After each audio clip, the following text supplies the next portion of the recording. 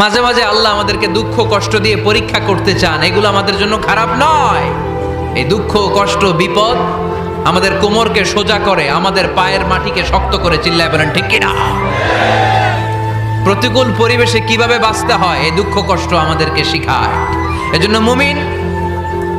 মুমিন বান্দার বৈশিষ্ট্য হচ্ছে দুঃখ কষ্ট বেদনা জ্বালা এগুলোতে সে আপসেট হয় না, সে হাল ছেড়ে দেয় না, সে ভরসা রাখে একজনের উপর। চিল্লায় বলতে হবে তিনি কে? কারণ মুমিন জানে রাত্রি যত গভীর হয় অন্ধকার তমানিসা ভেদ করে সুবহে সাদিক হয়।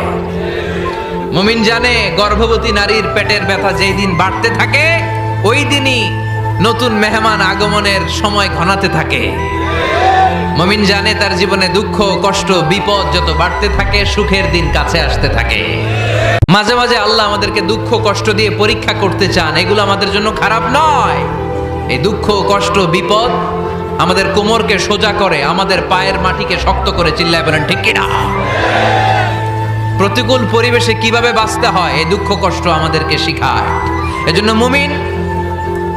মুমিন বান্দার বৈশিষ্ট্য হচ্ছে দুঃখ কষ্ট বেদনা জ্বালা এগুলোতে সে আপসেট হয় না, সে হাল ছেড়ে দেয় না, সে ভরসা রাখে একজনের উপর। চিল্লায় বলতে হবে তিনি কে?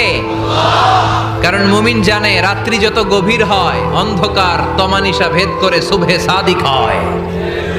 মুমিন জানে গর্ভবতী নারীর পেটের ব্যথা যেই দিন বাড়তে থাকে ওই দিনই নতুন মেহমান আগমনের সময় ঘনাতে থাকে। মুমিন জানে তার জীবনে দুঃখ কষ্ট বিপদ যত বাড়তে থাকে সুখের দিন কাছে আসতে থাকে। ভোর 5টায় মৃত্যু, সকাল 6টায় জানিয়ে দেওয়া হবে মাইকে, 8টায় শেষ গোসল করানো হবে, 9টায় তোমাকে নতুন কাপড়ে সাজানো হবে, জোহর নামাজ পড়ে তোমার আলিশান বাড়ি থেকে বের করে নেওয়া হবে, 2টায় তোমার আজান ছাড়া নামাজ পড়ানো হবে, 2:30টায় তোমাকে মাটিতে দাফন করে দেওয়া হবে।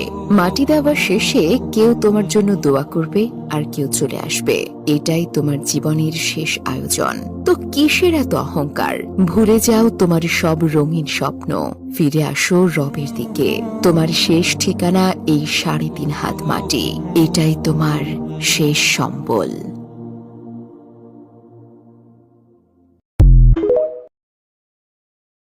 ভোর 5টায় মৃত্যু, সকাল 6টায় জানিয়ে দেওয়া হবে মাইকে, 8টায় শেষ গোসল করানো হবে, 9টায় তোমাকে নতুন কাপড়ে সাজানো হবে, জোহর নামাজ পড়ে তোমার আলিশান বাড়ি থেকে বের করে নেওয়া হবে, 2টায় তোমার আজান ছাড়া নামাজ পড়ানো হবে, 2:30টায় তোমাকে মাটিতে দাফন করে দেওয়া হবে।